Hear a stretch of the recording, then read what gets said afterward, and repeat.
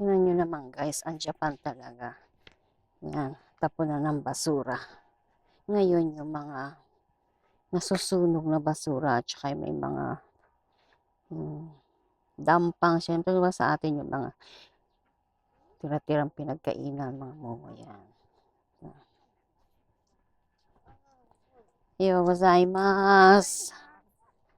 Yan.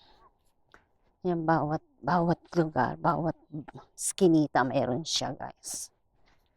Yan ang Japan.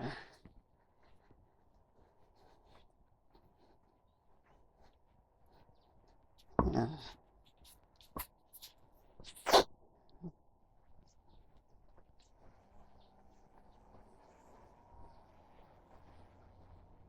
Yung isa guys, kanina meron siyang lalagyan, diba? Ngayon, ito naman yung mga ano lang, ayan.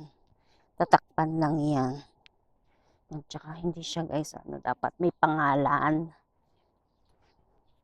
May mga pangalan niya. Pag walang pangalan, minsan hindi nila kinukuha.